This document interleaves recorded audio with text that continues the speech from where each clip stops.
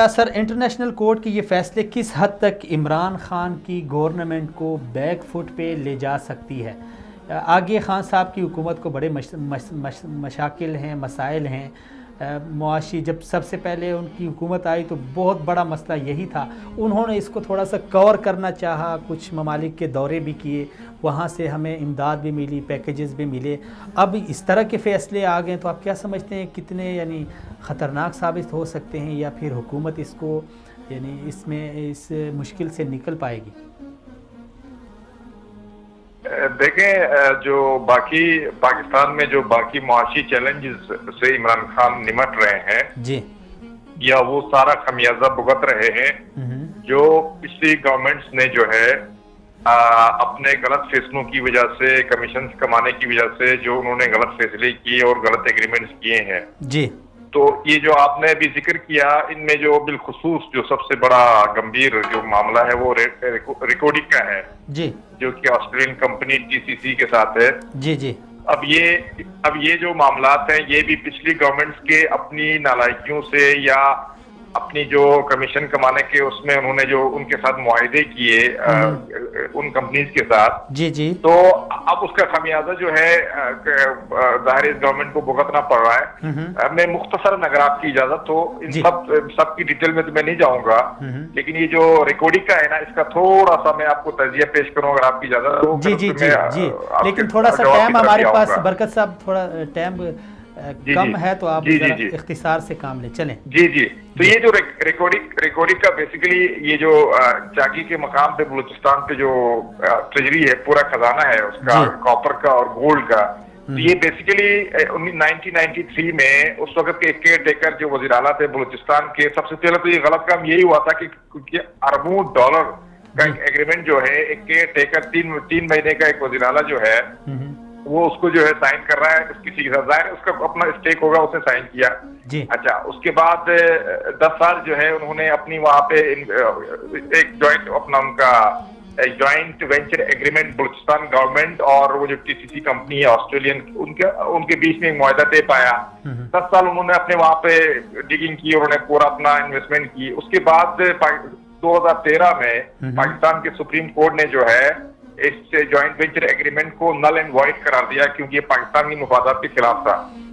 तो अब उसके जाहिर है जब पाकिस्तान की मुफादात के खिलाफ था और उन्होंने अपनी इन्वेस्टमेंट की थी, उन्होंने अपना जो केस था सुप्रीम कोर्ट का जो फैसला था उसके खिलाफ वो इस इंटरनेशनल कोर्ट पे चले गए और वहां से अब इस तरह के फैसले आना शुरू हो गए हैं। तो मैं समझता हूँ थोड़ा सा मुश्किल तो इमरान खान की गवर्नमेंट के लिए है, मुख्तसर ये है, लेकिन जो है मैं ये समझता हूँ कि जो इंटरनेशनल कोर्ट के फैसले हैं वो हर मुल्क के लिए लागू नहीं होते हैं क्योंकि हर मुल्क के अपने कवानीन है। और ये जो मामला है ये पाकिस्तान की जमीन सरजमीन के अंदर जो है, हमारी जमीन है, हमारा वो है क्या कहते हैं, मिनरल्स हमारे हैं, हमारी जमीन है, बलूचिस्तान गवर्नमेंट की जमीन है, तो उसमें इंटरनेशनल जो कोर्ट है वो फैसला हमारे ऊपर थोप नहीं सकता है जी। लेकिन चूंकि वहां पे इंटरनेशनल लॉबीज हैं, पाकिस्तान दुश्मन अनासिर हैं, वो पाकिस्तान की गवर्नमेंट को प्रेशराइज करने की कोशिश कर रहे हैं और मैं समझता हूँ वो नाकाम होंगे। जी जी बरकत साहब, जी बरकत साहब जी।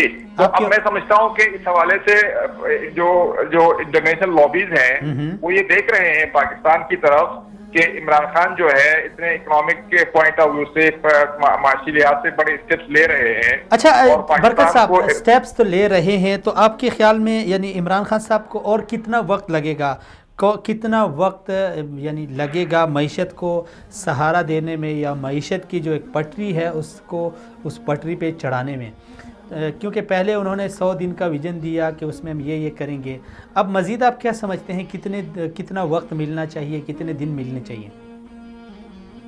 देखिए, मेरी जो अपनी एनालिसिस है इसके हवाले से, माशी पहलू के हवाले से, पाकिस्तान की जो इमरान खान जो जिस ट्रैक पे चल रहे हैं इस वक्त, उसके हिसाब से मैं ये समझता हूँ कि 2019 का जो साल है वो एक कंसोलिडेशन टाइप का साल होगा जिसमें तमाम जो करप्ट अनासिर हैं, करप्ट जो लोग हैं हमारे, वो उनकी सफाई सुथराई होगी और उसके बाद मैशत को जो है ना एक पटरी पे चढ़ा दिया जाएगा। लेकिन इसके जो सारे जो इकदाम 2019 में लिए जाएंगे, एक्सपोर्ट्स के बढ़ाने के हवाले से, करप्ट लोगों को जो है जेलों में डालने के हवाले से, उनसे पैसों की रिकवरी के हवाले से, और रेवेन्यू जो आपका टैक्स रेवेन्यू को बढ़ाने के हवाले से जितने भी स्टेप्स लिए जाएंगे 2019 में लिए जाएंगे, उसके जो असरात आएंगे, यानी उसकी जो रिजल्ट्स आना शुरू होंगे, वो 2020 ऑनवर्ड्स जो है वो रिजल्ट्स आना शुरू होंगे। मैं ये समझता हूँ कि 2019 में जो है सर्जरी होगी, यानी ऑपरेशन हो रहा होगा, सारे एरियाज का ऑपरेशन होगा, चीखें निकलेंगी जरूर, लेकिन उसके जो हील अप जो है ना वो 2020 ऑनवर्ड्स इंशाल्लाह पाकिस्तान की इकोनॉमी का हील अप शुरू होगा। बरकत साहब, चीखें तो निकल रही हैं, लेकिन जब फैसला आता है तो फिर कौम हैरान होती है कि एक तरफ करप्शन के इल्ज़ामात तो सैकड़ों अरब के लगाए जा रहे हैं, लेकिन दूसरी तरफ फिर उनके ऊपर जब जुर्माना लगता है तो वो उसका तीसरा हिस्सा भी नहीं होता। तो खान साहब ने ये वादा किया था कि मैं जो लूटी हुई दौलत है वही वापस करूँगा। क्या ऐसा मुमकिन है जो नवाज़ शरीफ साहब के पास दौलत है, जरदारी साहब के पास है या दीगर जो हैं उनसे वही वापस किया जाए, कौमी ख़जाने में जमा किया जाए? देखिए, अब ये करने के लिए तो एग्जेक्टिव में तो इमरान खान मौजूद है जी, ठीक है। अब जुडिशरी में भी और एस्टेब्लिशमेंट में भी जो है इमरान खान जो है ना फोटो कॉपी बना के वहां बिठाने पड़ेंगे जी। तो जाके जो देखिए ना, हमें थोड़ा सा प्रैक्टिकल होने की जरूरत है। यानी इमरान खान जो है वो एज ए प्राइम मिनिस्टर जो है, एज एग्जीक्यूटिव बॉडी के जो है ना हेड के तौर पे तो है, जुडिशरी के वो हेड नहीं है जी। अच्छा, मिलिट्री के वो हेड नहीं है, ठीक है। अच्छा, मीडिया के वो हेड नहीं है। तो इन तमाम पिलर्स पे जो 4 पिलर्स हैं, चारों पिलर्स पे 4 इमरान खान बिठा दें, जितनी रिकवरी आप देख लें रिकवरी आ जाएगी। तो इमरान खान की कोशिशों को जो है हमें अप्रिशिएट करना चाहिए। ये मतलब अगर फर्ज करें जुडिशरी की तरफ से कोई कोताही हो रही है, दूसरी तरफ से कहीं कोताही हो रही है, और कहीं जो है ना जो हमारे पास जो कवानीन है, जो लीगल सिस्टम है, उसकी वजह से अगर ये सारे चोर मुजरिम अगर छूट के निकलते हैं या कम जुर्माना पे करते हैं तो इसमें इमरान खान का कसूर नहीं है। तो इमरान खान पूरी कोशिश कर रहा है कि किसी तरह से जो है इन चोरों लुटेरों से जो है रिकवरी हो जाए और पाकिस्तान के उसके जो खजाने में, मुल्क के खजाने में वो पैसा वापस आ जाए। 30,000 अरब रुपए, यानी पिछले 20-30 सालों के अंदर 30,000 अरब रुपए पाकिस्तान के खजाने से इन सारे चोरों ने लूटा है। कुछ जेलों में है, कुछ जेल में जाने वाले हैं। तो इन सब की रिकवरी करना सिर्फ इमरान खान को ब्लेम नहीं करना चाहिए। और इंशाल्लाह मैं आपको एक बार बताऊं अब्दुल्ला साहब, अभी 19 जनवरी को इंशाल्लाह जो चीफ जस्टिस आ रहे हैं, जस्टिस आसिफ सईद खोसा, मैं आपको आज बता रहा हूँ, पेशनगोई कर रहा हूँ। ये जो हमारे साकिब निसार साहब थे बड़े अच्छे, लेकिन आप देखेंगे कि जस्टिस आसिफ सईद खोसा जो है इनकी चीखें निकाल देगा इमरान खान के साथ। बरकत साहब, एक तरफ हम देखें तो डॉलर जो है ना वो ऊंची उड़ान उड़ रहा है, आए रोज उसमें यानी इजाफा हो रहा है, ऊपर नीचे भी हो रहा है, लेकिन ज़्यादातर इस हुकूमत में वो बहुत ऊपर चला गया। दूसरी तरफ महंगाई भी सर चढ़ के बोल रही है। ये लोगों का एक तासुर है, बल्कि मैंने बड़े बड़े तज्जिया निगारों को सुना है टीवी पे कि पाकिस्तान IMF के पास जाने की तैयारी में है, इसीलिए पाकिस्तान ने ये महंगाई इतनी बढ़ा दी है ताकि IMF के पास जाके एक जवाज़ पेश कर सकें कि आप लोगों के पास आने से पहले ही जो आपकी शराइत होती हैं बाद में वो हमने पहले ही लागू कर दी हैं। तो इसमें यानी कितनी हकीकत है? नहीं, देखें, इस वक्त अगर आप रियलिटी देखें ना, पाकिस्तान ने IMF को बैकफुट पे कर दिया है, ये रियलिटी है। यानी जब आप आज से 2 महीने पहले पाकिस्तान बड़ी क्रिटिकल सिचुएशन में था और IMF के पास जाना था उससे, लेकिन बड़े ही यानी इमरान खान ने एक मुदब्बिराना और बड़ा ही जो है ना बड़े विजन के साथ IMF को बैकफुट पे किया है। ये हर आदमी नहीं समझता है।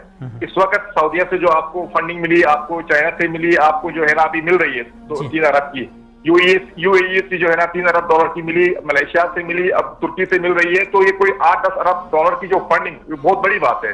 यानी 8 से 10 अरब डॉलर जो है एक दौरा करके, यानी ये तो 1 अरब से क्या 1 करोड़ डॉलर भी लेके नहीं आ सकते थे पिछले जो हमारे नालायक हुक्मरान थे।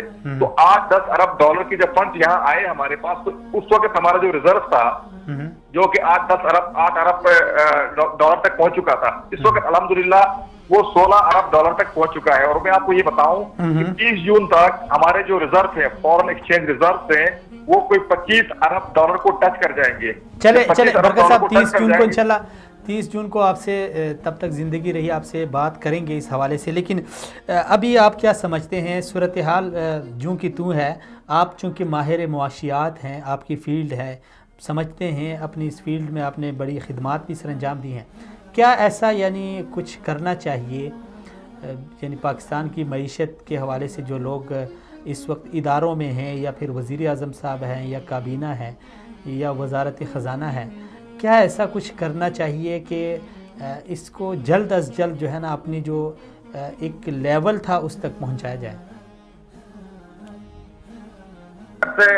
ये बड़ी लंबी बहस है, लेकिन जो सबसे दो main important macro economic steps जो लेने की जरूरत है और जो इमरान खान ले भी रहे हैं, वो है एक्सपोर्ट्स को एकदम बढ़ाना। सबसे बड़ा जो मसला है ना इस वक्त मैशत में, जो दो बड़ी बीमारियां लगी हुई हैं पाकिस्तान की, वो है एक्सपोर्ट्स का न बढ़ना और गिरना पिछले 5-10 सालों में। और यानी आप ये समझ लें कि जो बांग्लादेश है, बांग्लादेश मुल्क हमसे आगे गया है, वो उन्होंने हमारा एक्सपोर्ट हमारे मुंह से हमारा निवाला छीन के वो आगे निकल चुका है।